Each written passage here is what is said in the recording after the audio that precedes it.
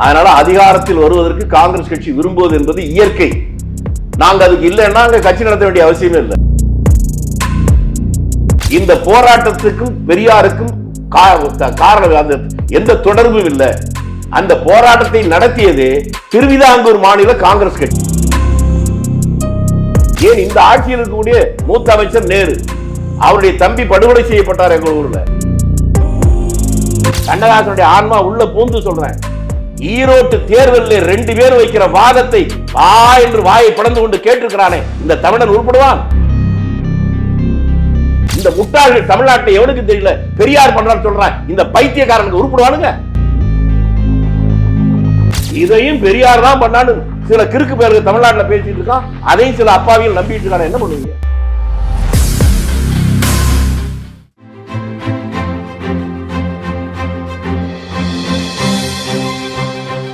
GeM TV நேயர்கள் அனைவருக்கும் வணக்கம். அரசியல் ஆடுகள பகுதியில் காங்கிரஸ் கட்சியின் மூத்த தலைவரும் அக்கட்சியின் செய்தி தொடர்பாளருமான திருச்சி வேலுசாமி அவர்கள் நம்மோடு இணைந்துள்ளார். அவரிடம் இன்றைய அரசியல் நிலவரம் குறித்து விரிவாக விவாதிக்கலாம். ஐயா வணக்கம். வணக்கம் சார். காங்கிரஸ் கட்சிக்கு ஒதுக்கப்பட்ட ஈரோடு கிழக்கு சட்டமன்ற தொகுதி திமுகவுக்கு கொடுத்ததன் பின்னணி என்ன சார்? அவர்கள் வேண்டி கேட்டுக்கொண்டதன் அடிப்படையில் காங்கிரஸ் கட்சியுடைய அகில இந்திய தலைமை விட்டு கொடுக்கலாம் என்று சொன்ன காரணத்தால் மாநில தலைவர் ஒப்புக்கொண்டிருக்கிறார். அவ்வளவுதான். அதை தாண்டி அதில் ஒரு பெரிய முக்கியத்துவம் இருப்பதாக நான் நினைக்கிறேன்.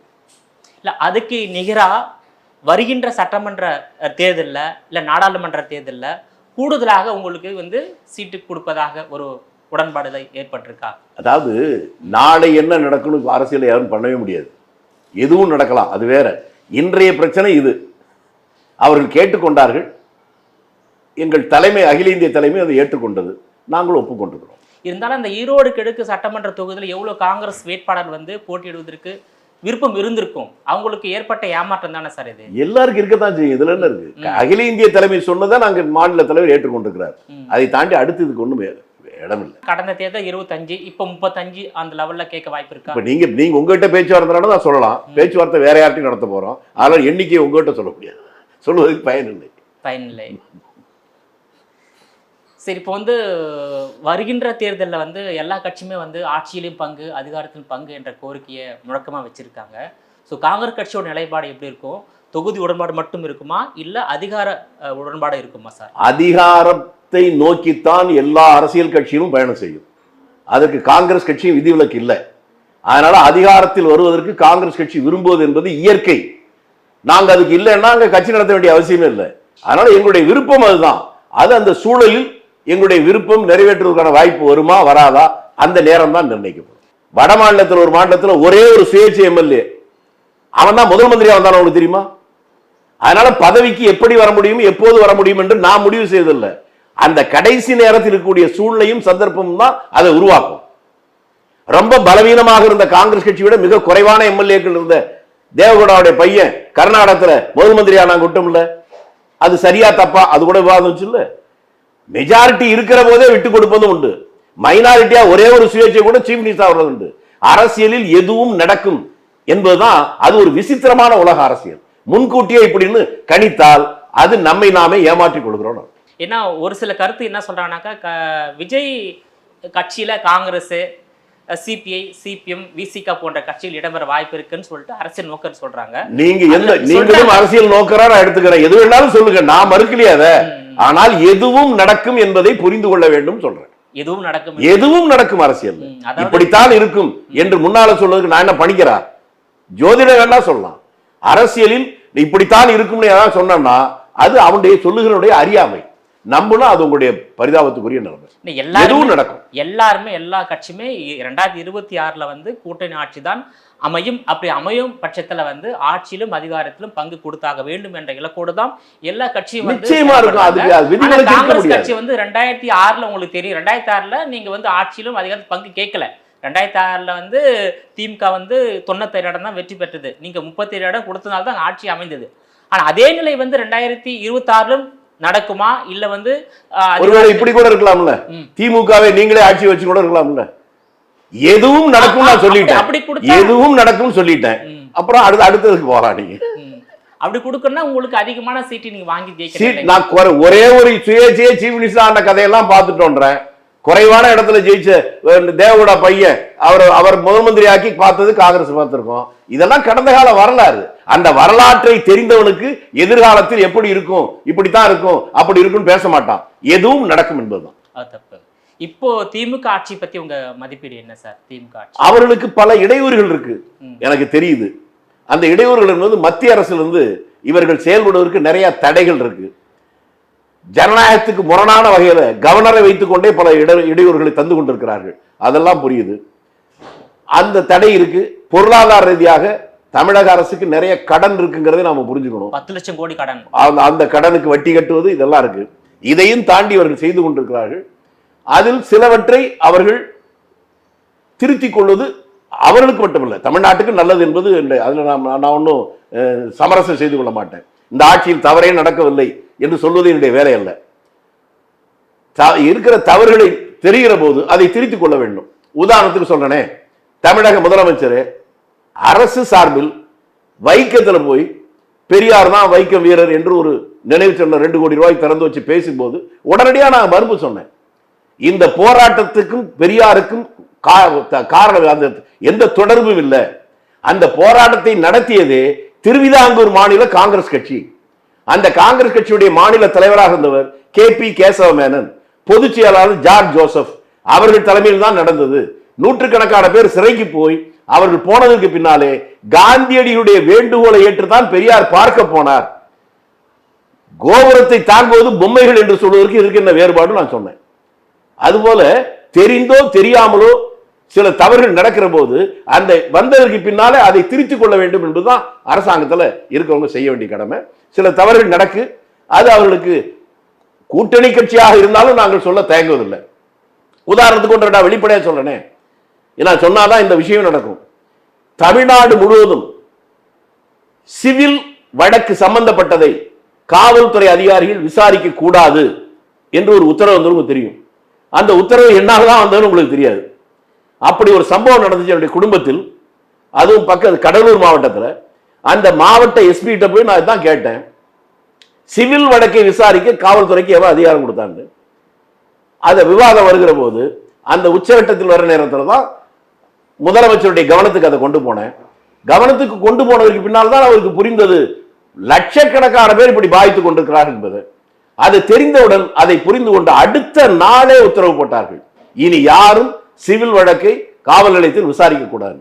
அதனால பிரச்சனைகள் முழுசும் தீர்ந்துடுவாரு ஒரு ஆட்சி நடக்கவே முடியாது. ஒரு பிரச்சனை முடிந்தால் இன்னொரு பிரச்சனை வரும். அதில் தவறு நடக்கிற போது அந்த தவறுகளை தீர்த்து கொள்வதற்கும் சரியாக நடந்தால் அதை பலப்படுத்துவதற்கும் அந்த திறந்த மனதோடு ஆட்சியாளர்கள் இருக்க வேண்டும். அதுதான் கூட்டணி கட்சியாக இருந்தாலும் எங்களுடைய வேண்டுகோள். அதுதான். ஓகே, கலைஞர் ஆட்சிக்கும் நீங்க ஆதரவு கொடுத்தீங்க, ஸ்டாலின் ஆட்சிக்கும் ஆதரவு கொடுக்குறீங்க. 2 பேரோட ஆட்சிக்கு உள்ள வித்தியாசம் எப்படி? அவங்க 2 பேரும் ஒண்ணுதாங்க, அதுல ஒன்றும் பெரிய வித்தியாசங்கிறது கிடையாது. 2 ஆட்சியும் நாங்கள் ஆதரித்து இருக்கிறோம், எதிர்த்து இருக்கிறோம். அவங்களுடைய அப்பாவுடைய ஆட்சியை ஆதரித்து மட்டும் இல்ல, எதிர்த்து இருக்கிறோம். என்னன்னா நாங்கள் மிக கடுமையாக கூட எதிர்க்கிறோம், அதுல மாற்றுக்கிறதே இல்லை. இன்னும் உங்களுக்கு வெளிப்படையா சொல்ல போனா 1972 நான் கல்லூரியில் படித்துக் கொண்டிருக்கிறேன். கல்லூரியில் படித்துக் கொண்டிருக்கிற போது மாணவர் காங்கிரசுடைய தலைவர், இந்த மாணவர் பேரவையுடைய தலைவர், அவரை எதிர்த்தெல்லாம் மிக கடுமையான போராட்டங்கள்லாம் நடத்திருக்கேன். அதுல மாற்றமே இல்லை. ஆனால் அதை அவர் எப்படி கையாண்டார், அதில் எதை சவறு என்று அவருடைய பையன் நினைக்கிறார், எது சரி என்று இவர் நினைக்கிறார் என்று அவர் தான் முடிவு பண்ணணும். அதில் சரி என்று நினைப்பதை இவருடைய ஆட்சியில் அதை பலப்படுத்திக் கொள்வதும், தவறு என்று நினைப்பதை இவருடைய ஆட்சியில் வராமல் பார்த்துக் கொள்வதும் தான் இவருடைய வெற்றிக்கு காரணமாக அமையும். வேங்க வயல்ல வந்து அந்த குடிநீர்ல மலம் கடந்த குற்றவாளி இதுவரையும் கண்டுபிடிக்கவே இல்லை சார். அதுல இது அரசியல் உள்நோக்கம் இருப்பதா நினைக்கிறீங்களா சார்? அதில் எனக்கு ஒரு பாமரனாக அதுல பல சந்தேகங்கள் இருக்கு. அந்த குற்றச்சாட்டை யார் வைத்தார்களோ அவர்களே இன்றைக்கு குற்றவாளிகளை போல சித்தரித்திருக்கிறார்கள்.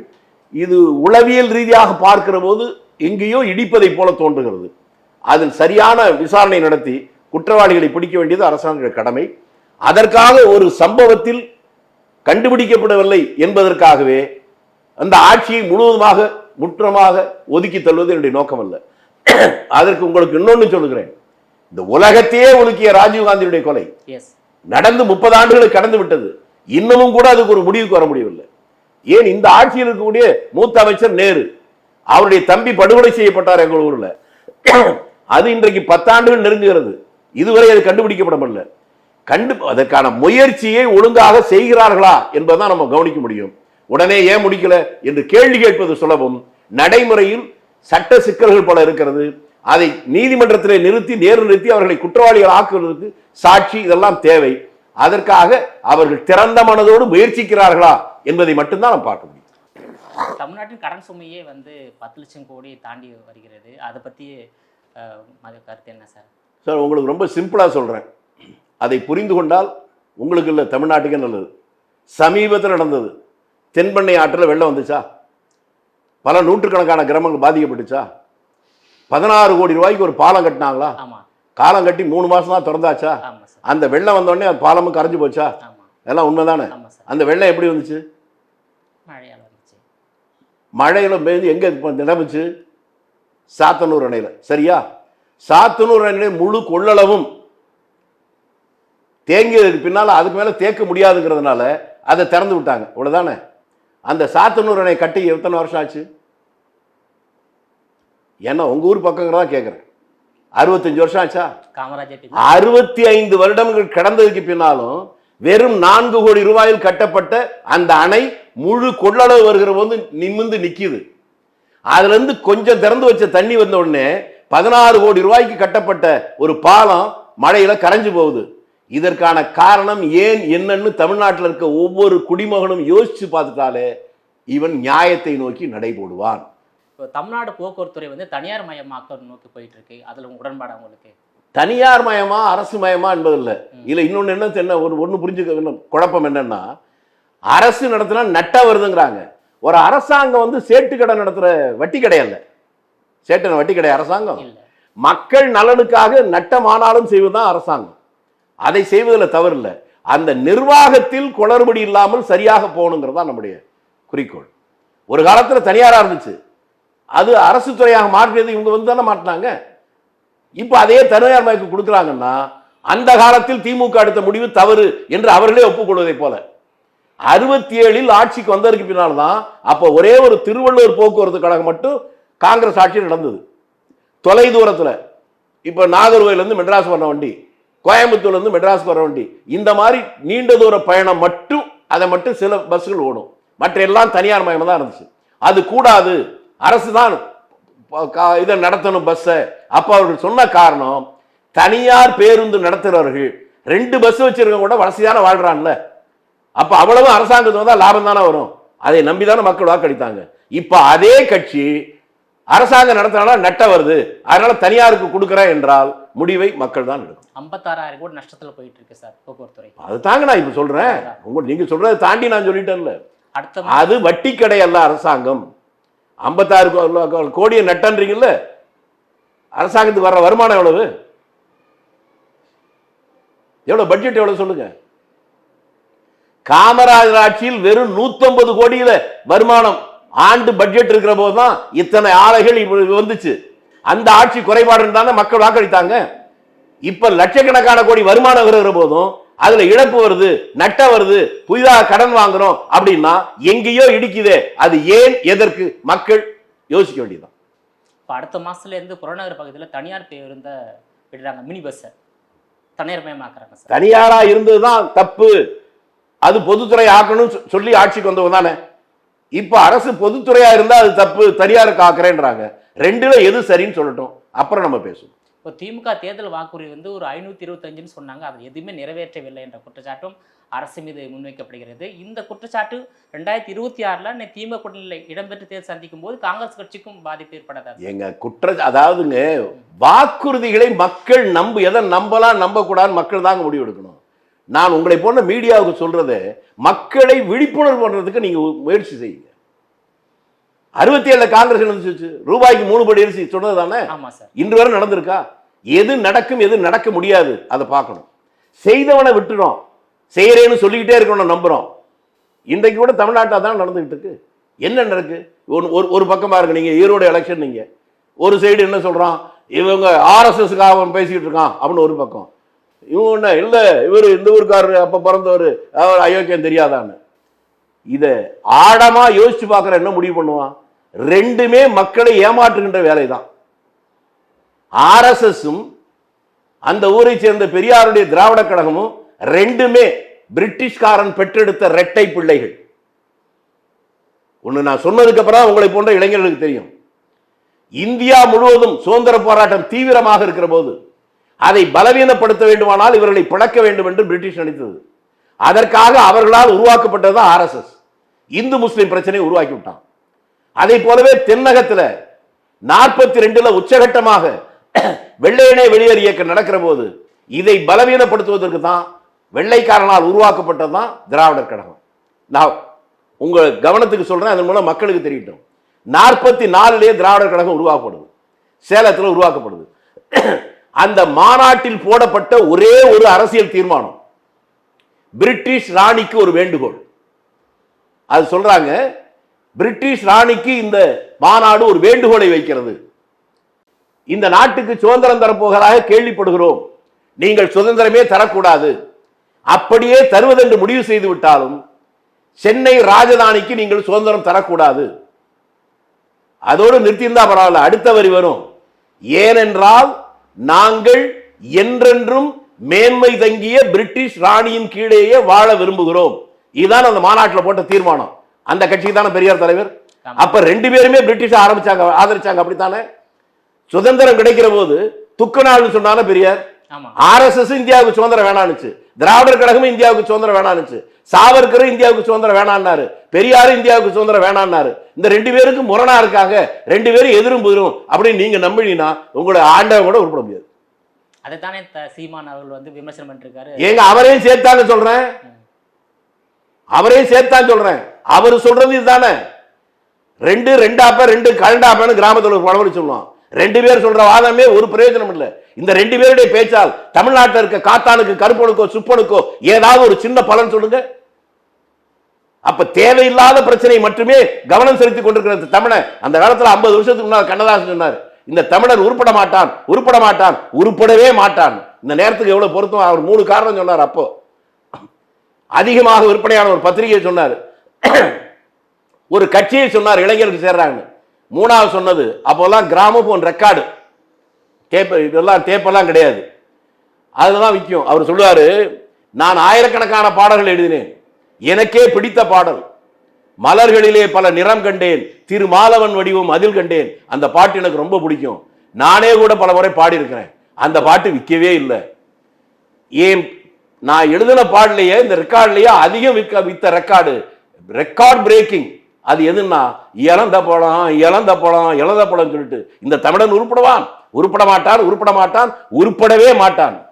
நான் இப்ப சொல்றேன், கண்ணதாசனுடைய ஆன்மா உள்ள பூந்து சொல்றேன், ஈரோட்டு தேர்தலில் 2 பேர் வைக்கிற வாதத்தை வா என்று வாயை பிளந்து கொண்டு கேட்டிருக்கிறானே, இந்த தமிழன் உருப்படுவான், உருப்படவே மாட்டான். தமிழ்நாட்டுடைய பிரச்சனைகள் என்ன, இந்த பிரச்சனையை தீர்ப்பதற்கு இவர்கள் என்ன சொல்லுகிறார்கள், அதை பற்றி எல்லாம் கவனம் செலுத்தணும். அது இல்லையே. என்னுடைய வாழ்க்கையை பற்றி, என்னுடைய குடும்பத்தினுடைய வாழ்க்கையை பற்றி, என்னுடைய எதிர்கால சந்தையை பற்றி நான் கொஞ்சமும் கவலைப்படாமல் சினிமா கொட்டாயில போய் முதலமைச்சரை தேடிக்கொண்டிருக்கிற இந்த தமிழன் எப்படி உருப்படுவான்? அதை மாறி நேர்மையாளர்களை பற்றி யோசிக்கட்டும். கேட்டா இன்றைக்கு கூட ஒரு முக்கிய தலைவர் பேசுனதை பார்த்தேன், தமிழ்நாட்டில் பெரிய மாற்றத்தை உருவாக்குனது பெரியார் தான், சம உரிமை. நான் உங்களை பார்த்து கேட்கிறேன், தமிழ்நாடு வரலாற்றில் அடிமை இந்த 20 to 37 வருடம் நீதி கட்சி ஆட்சி இருந்துச்சு. அதுல யாராவது பட்டியலத்தை சேர்ந்த மந்திரி ஆகினாங்களா? 37 ராஜாஜி தான் VM முனுசாமின்னு ஒரு பட்டியலத்தை சேர்ந்த மந்திரி ஆகினார். அதுவே உங்களுக்கு ஆச்சரியமா இருக்கும். அவர் ஒரு மிகப்பெரிய புரட்சியை செய்தார். அதுதான் அந்த காலத்திலேயே பழனியில் அந்த கோயிலுக்கு அந்த பட்டியலினத்தை சேர்ந்த முனுசாமியை அழைத்து கொண்டு போனார். அது பெரிய பிரச்சனையை உருவாக்குச்சு, வாத பிரதிவாதம் வந்துச்சு. காந்தியடிகளுக்கு போனதுக்கு பின்னாலே அவர் ராஜாஜியை கூப்பிட்டு கேட்கிறார். இவர் சொல்றாரு, விரைவிலேயே இந்தியாவுக்கு சுதந்திரம் கிடைக்கும் என்று நான் நம்புகிறேன். அப்படி நம்புகிற போது நம்மோடு வாழ்கிற ஒரு குறிப்பிட்ட பெரும்பகுதி மக்களுக்கு சம உரிமை இல்லைன்னு அவங்க நினைக்கிறாங்க. அவர்களுக்கு கோடி கோடியா பணம் கொடுத்தாலும் அது திருப்தி வராது, கோயிலுக்குள் அழைத்து கொண்டு போனால்தான் திருப்தி வரும் என்று நான் நினைத்தேன், அதுக்காக கூட்டி போனேன்னாரு. துள்ளி குதிச்சார் காந்தி. இது ஒண்ணு எனக்கு கூட தோணலன்னு இந்தியா முழுக்க காஷ்மீர்ல இருந்து கன்னியாகுமரி வரையிலும் ஆலய பிரவேசம் போராட்டத்தை காந்தி அறிவிச்சு காங்கிரஸ் நடத்துச்சு. இந்த முட்டாள்கள் தமிழ்நாட்டில் எவனுக்கு தெரியல, பெரியார் பண்றான்னு சொல்றான். இந்த பைத்தியக்காரனுக்கு உருப்படுவானுங்க? எப்படிங்க உருப்படுவான்? தமிழ்நாட்டில் 54 இந்த சனாதனர்களுடைய மூலம் என்பது கோயில் கற்பகிரகம் தானே. அந்த கோயில் கற்பகிரகத்துக்குள்ளேயே யாரும் உத்தரவு போடாம எதுவும் பண்ணாம சாஸ்திரிகளும் பண்டிட்களும் அந்த ஒரு பட்டியலிடத்தை சேர்ந்தவர்களுக்கு மாலை மரியாதை பண்ணி கற்பகிரகத்தை கூட்டி போகின்ற ஒரு சாதனை செய்தது யார்? காமராஜர் 54 அமைச்சரவையில் ஒரு பட்டியலிடத்தை சேர்ந்தவன இந்து அறநிலையத்துறை அமைச்சராகினார். ஆனா வாழ்க்கையில ஒரு நாள் கூட நாம் சாதனை பண்ணேன்னு சொல்லல. செய்தவரை யாரும் மறந்துட்டான். வெறும் பேசிக்கிட்டே இருக்கணும் மட்டுமே நம்பிட்டு இருக்கான். இந்த தமிழர் உட்படுவான். அதனால வாக்காளர்களுடைய மனோநிலை மாற்றிக்கொண்டால் மட்டும்தான் தமிழ்நாட்டுக்கு கதிமோட்சம் உண்டு. எவ்வளவு என்ன சட்டம் வருது, என்ன திட்டம் வருது என்பது அது மக்களுக்கு எப்படி போய் சேருகிறது என்பதை வைத்துக்கிட்டோம். அதை இப்போதாவது அவர்கள் புரிந்து கொள்ள வேண்டும். புரிந்து கொண்டதற்கு பின்னாலேயாவது மீண்டும் அந்த பழைய பொற்கால ஆட்சி வரலாம். 54 63 வரை காமராஜர் ஆண்டு ஆட்சி இருக்கிறதே, அந்த 9 ஆண்டு ஆட்சி இந்தியாவிலேயே ஒரு வித்தியாசமான ஒரு ஆட்சி. கிராமப்புற முன்னேற்றம், கல்வி, வேலை வாய்ப்பு, அதாவது ஒரு ஆட்சியினுடைய பலம் என்பது விவசாயத்துறை முன்னேற்றம், தொழில்துறை முன்னேற்றம், ரெண்டையும் முன்னேற்றுவதற்கு கல்வி, இந்த 3 தான் ஒரு இலக்கணம். இந்த 3ஐயுமே சம அளவில் உருவாக்கிய ஒரு ஒப்புயர்வற்ற உன்னதமான ஒரு தலைவன் காமராஜ் பிறந்த இந்த மண்ணுல ஒருத்தன் கூட அதை புரிஞ்சுக்காம உளறிட்டு இருக்கானே, இந்த தமிழை எப்படி உருவாக்கும்? அதனாலதான் எல்லாருமே மீண்டும் காமராஜர் ஆட்சி தமிழ்நாட்டில் மலர வேண்டும் என்று காங்கிரஸ் கட்சி மட்டும் சொல்லல, பல்வேறு மாற்று அரசியல் கட்சியும் சொல்றாங்க. இன்னொன்னு சொல்ல போனா காங்கிரஸ் கட்சி ஆட்சியில் தான் தமிழ்நாட்டில் பூரண மதுவிலக்கு கொண்டு வரப்பட்டது. அது உங்களுக்கு தெரியும் 37ல. அந்த பூரண மதுவிலக்கே திமுக அரசாங்கம் ரத்து செய்து. அதே கூட அதே உங்களுக்கு கவனம் சொல்றேன், இந்தியாவிலேயே அடிமை இந்தியாவிலேயே ஒரு முனிசிபல் சேர்மனா இருக்கிற போது ராஜாஜி என்கின்ற மனிதர் தான் சேலம் முனிசிபாலிட்டிக்குள்ள மதுவிலக்கை கொண்டு வந்தார். நீங்க பாப்பா பாப்பான்னு சொல்லுவது ஒரு இது ஹிட்லர் பாணி. யாராவது ஒரு மைனாரிட்டி மேல ஒரு கசப்புணர்ச்சியை உருவாக்கி மெஜாரிட்டி வாக்களை பெறுவது, அதுதான் இங்க நடந்துகிட்டு இருக்கு. அதனால் அதிலிருந்து மாறி எவன் நல்லது செய்தாலும் அதை ஏற்றுக்கொள்ளுகிற மனிதாபிமானமும் பிறப்புக்கும் எல்லா உயிருக்கும் சொன்னான் வள்ளுவர். அதை புரிந்து கொண்டு தமிழ்நாட்டு மக்கள் மீண்டும் அந்த மணலை மாற்றிக்கொண்டால் மீண்டும் தமிழகம் ஒரு சொர்க்க பூமியாக மாறும் என்பது இந்த எளிய கிராமத்தை சேர்ந்த ஒரு 55 ஆண்டு காலங்கள் அரசியலை உன்னிப்பாக கவனிக்கிற மக்களையும் கவனிக்கிற இந்த எளியவருடைய வேண்டுகோள். எல்லாருடைய விருப்பமும் நான் சொல்றேன், காமராஜ் ஆட்சி வர வேண்டும் என்று. 2026ல திமுக கூட்டணி மீண்டும் ஆட்சி அமைய வாய்ப்பு இருக்கின்றதா? உங்களுடைய எதுவும் நடக்கும்னு சொல்லிட்டு இந்த கூட்டணி இருக்கலாம், இல்லாமல் போகலாம், யாரு புதிய ஒரு வர்ற கட்சி கூட வரலாம், ஏன் காங்கிரஸே மீண்டும் ஆட்சிக்கு வந்தாலும் வரலாம். அப்படி வரணும் என்பதுதான் என்னுடைய ஆசை. அதற்கான வாய்ப்பு இருந்தால் அதற்காக மூர்க்கத்தனமாக வேலை செய்வதற்கு நான் தயாராக இருப்பேன். அந்த நல்ல காலம் வர வேண்டும் என்பது என்னுடைய இலக்கை குறிக்கோளாக வைத்திருக்கிறோம். வரும் என்பது நம்பிக்கை. வரட்டும். தமிழக வெற்றி கழகத்தின் தலைவர் விஜய் அவர்களும் முதல் மாநாட்டில் என்னுடைய முதல் இலக்கு ஊழல் மிகுந்த திமுக ஆட்சி அகற்றுவதே என்னுடைய கோரிக்கைன்னு சொல்லி பேசியிருக்காரு. அது கேட்டிருப்பீங்க. அதே போல் பாஜக மாநில அண்ணாமலை அவர்கள் திமுக ஆட்சி அகற்றுவதில் தன்னுடைய கால்களில் காலனியை அணைய மாட்டேன்னு சொல்லிட்டு அவர் ஒரு உறுதிமொழி எடுத்திருக்காரு. ஷூ போட்டு போறாரோ? கரெக்டா சொல்றீங்க. இல்லை சொல்லியிருக்காரு. அதாவது நல்ல மனுஷனை பத்தியே பேச மாட்டீங்களான்னு புரியலைங்க. திமுக இன்றைக்கும் தமிழ்நாட்டில் நேர்மையாக, ஒழுக்கமாக, நாணயமாக அரசியல் செய்கிற அரசியல்வாதிகள் ஆயிரக்கணக்கான பேர் இருக்கிற போது ஒரு அண்ணாமலையை பத்தி நீங்க மீடியாக்காரங்க பேசுறீங்கன்னா மீண்டும் தமிழ்நாட்டு மக்களை குழப்புறீங்க அப்படிங்கிற இதை விட ஒரு உதாரணம் தேவை. அந்த அளவுக்கு திமுக அவருக்கு என்ன சார் இருக்கு? எதுக்கு அவரை பத்தி பேசுறீங்க? உதாரணத்துக்கு சொல்ல தமிழ்நாட்டில் ஆள் இல்லையா? இருக்காங்களா இல்லையா? ஏன் தப்பான ஒரு ஆளை காட்டுறீங்க? அவர் ஏன் ஐபிஎஸ் ஆபீசர் ரிசைன் பண்ணாரவங்களா சொல்ல முடியுமா? பின்னணி பல விஷயம் இருக்கு. அதெல்லாம் தேவையில்லைன்னு நான் நினைக்கிறேன். நல்லவர்களை சொல்லுங்கள். வீரனை போற்றுங்கள், மீண்டும் ஒரு வீரன் தோன்றுவான். தியாகியை போற்றுங்கள், மீண்டும் ஒரு தியாகி தோன்றுவான். அப்படின்னு ஒரு பழமொழி இருக்குல்ல. நல்லவனை பத்தியே பேச மாட்டீங்களா? ஏன் தப்பானவர்களை பற்றி மட்டுமே பேசுறீங்க? நான் தான் முன்னாலே கேட்டேன், ஒரு ராஜாஜியோட பண்ணால் நான் சொன்னதுக்கு முன்னால யோசிச்சீங்களா? ஓமாந்தூரார் பத்தி தெரியுமா? இந்த முதல் சட்ட திருத்தமே அவரால் தான் வந்துச்சுன்னு உங்களுக்கு தெரியுமா? இந்திய அரசியல் சாசனம் சட்டம் 50ல அறிவிக்கிறாங்க, 52 தான் தேர்தல். அந்த சட்டத்தில் என்னன்னா இதுல திருத்தமோ அல்லது மாற்றமோ பாராளுமன்றத்தில் கொண்டு வரணும் இருக்கு. அதற்கு இடையில ஓமாந்தூரா தமிழகத்தில் சென்னை ராஜாவுடைய முதலமைச்சராக இருக்கிற போது எஸ்சி எஸ்டிக்கு மட்டும்தான் ரிசர்வேஷன் இருந்தது. அதோடு ஓபிசி முஸ்லிம் கிறிஸ்தவர்களுக்கு இடஒதுக்கீடு கொண்டு வர்றார். அதை கொண்டு வருகிற போது அதை எதிர்த்து செண்பகம் துரைராஜ் அப்படின்னு ஒருத்தர் நீதிமன்றத்துக்கு போறாரு. நீதிமன்றத்தில் இவர் கொண்டு வந்து செல்லாதுன்னு வருது. அப்போ ஒரு பெரிய குழப்பம் வருது. அன்றைக்கு பிரதமராக இருந்த நேரு பெரிய பெரிய சட்டமேதை, அவர் பாரிஸ்டர். அவர் அமைச்சர் இருந்த பட்டேல் ஒரு பாரிஸ்டர். இப்படி எல்லாம் பல பேர் இருந்தாலும் எல்லாரும் குழம்பி போயிட்டாங்க. பாராளுமன்றத்தில் தான் மாற்ற முடியும் இருக்கு, என்ன பண்றதுன்னு தெரியல. அந்த நேரத்தில் தான் தமிழ்நாடு காங்கிரஸ் கட்சி தலைவராக இருந்த காமராஜர் அவர் இன்னும் 2 பேர் அழைச்சிட்டு போறார். ஒருவன் கக்கன், இன்னொருவர் இவர் திருச்செங்கோட சேர்ந்த கவுண்டர். அந்த 2 பேரையும் ஏன் அழைச்சிட்டு போனார்னா 2 பேருமே இந்திய அரசியல் நிர்ணய சபை உறுப்பினர்கள். 273 பேர்ல அந்த 2 பேரும் உண்டு. காளியண்ண கவுண்டர் ஒரு பேரு.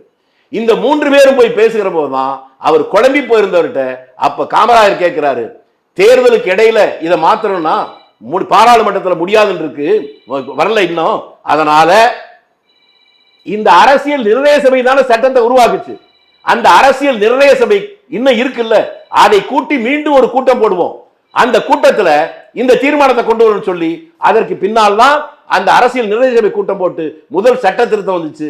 இந்திய அரசியல் சட்ட திருத்தத்தையே அந்த ஒன்று மட்டும்தான் பாராளுமன்றத்தில் வராம அந்த முன்னால வந்தது. இதையும் பெரியார் தான் பண்ணான்னு சில கிறுக்கு பேருக்கு தமிழ்நாட்டில் பேசிட்டு இருக்கான். அதையும் சில அப்பாவிகள் நம்பிட்டு இருக்காங்க. என்ன பண்ணுவீங்க?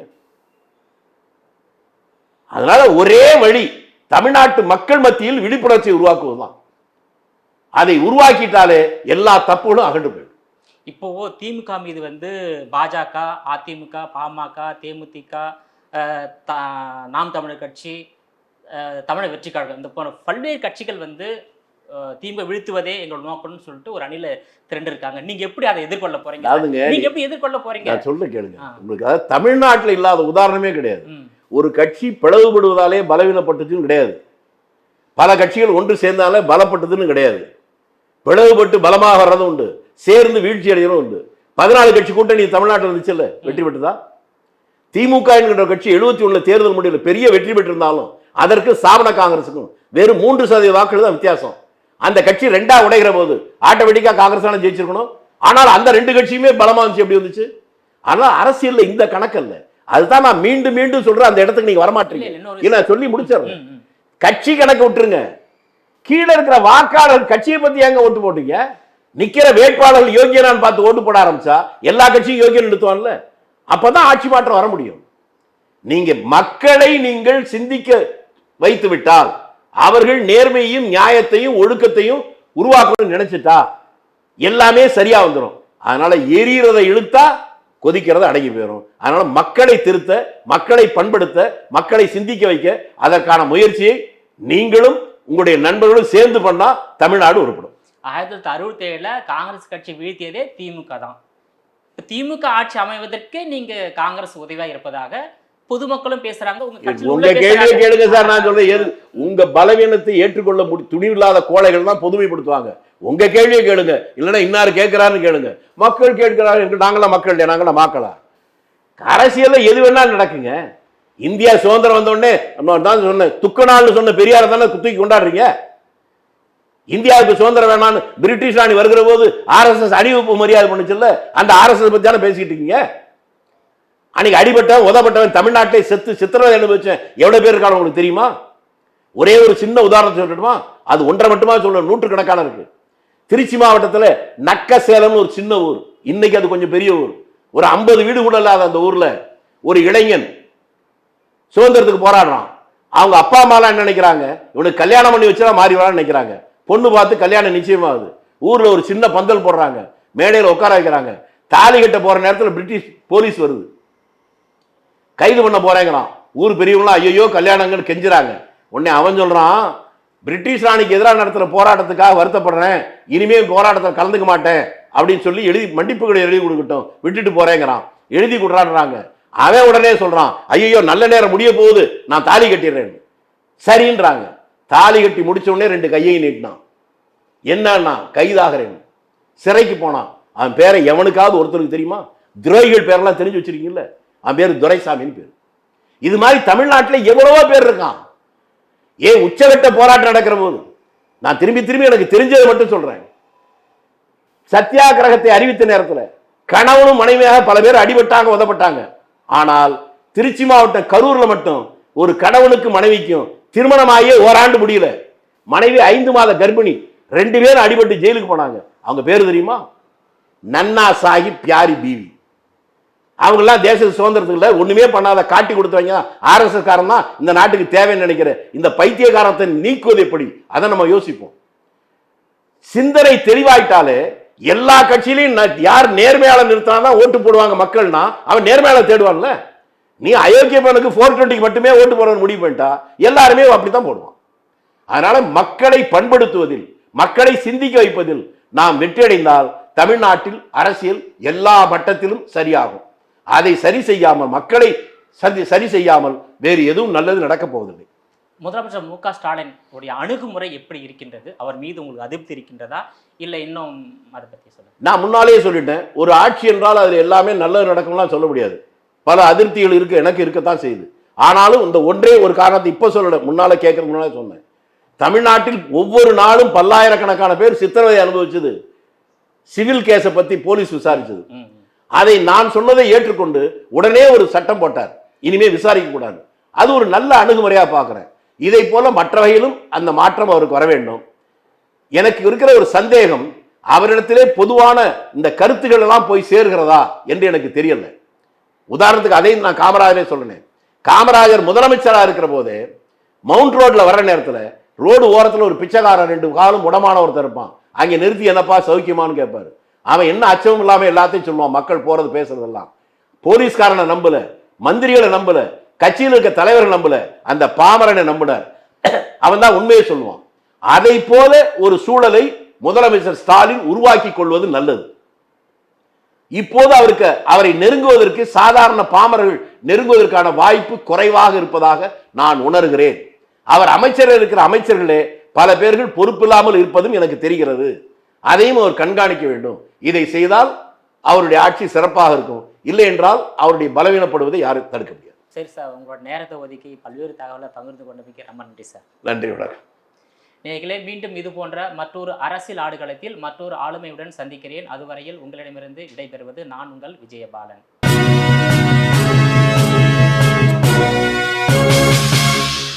உடனுக்குடன் அப்டேட் தெரிந்து கொள்ள ஜெம் டிவி தமிழ் ஆப்பை இன்ஸ்டால் செய்யவும்.